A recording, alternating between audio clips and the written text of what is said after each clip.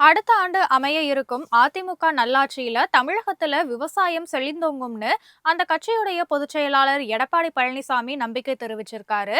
அடுத்த ஆண்டு நடைபெறும் தமிழக சட்டமன்ற தேர்தல்ல வெற்றி பெற்று மீண்டும் அதிமுக ஆட்சி அமைக்கும் முனைப்போட மக்களை காப்போம் தமிழகத்தை மீட்போம் அப்படிங்கிற பெயர்ல அதிமுக பொதுச் செயலாளர் எடப்பாடி பழனிசாமி எழுச்சி பயணம் மேற்கொண்டிருக்காரு. அவரு போற இடத்துல எல்லாம் பொதுமக்கள் அலைக்கடலென திரண்டு வந்து அவருக்கு வரவேற்பு கொடுத்து வர்றாங்க.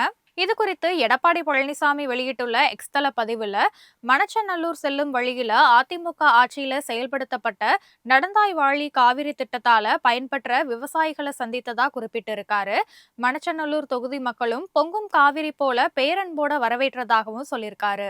அதிமுக ஆட்சியுடைய முத்தான இந்த திட்டத்தால காவிரி வளம் பெற்றதோட மட்டுமில்லாம நீர் ஆதாரமும் பெருகி விவசாயம் செழித்தது அப்படின்னு சொன்ன அவரு, அதே நேரம் அதிமுக ஆட்சியில திட்டமிடப்பட்ட தடுப்பணை திட்டங்களை கூட தற்போதைய அரசு தடுத்து நிறுத்திடுச்சுன்னு குற்றம் சாட்டியிருக்காரு. அன்பிற்கினிய விவசாய தோழர்களோட இணைந்து நெல்லும் மலரும் தூவி காவிரிய வணங்கி அதிமுக ஆட்சி அமைந்ததும் காவிரி ஆத்துல தடுப்பணை கட்ட வாய்ப்புள்ள இடங்கள்ல ஆராய்ந்து அதற்கான நடவடிக்கைகள் மேற்கொள்ளப்படும்னு உறுதியளிச்சதா குறிப்பிட்டிருக்காரு.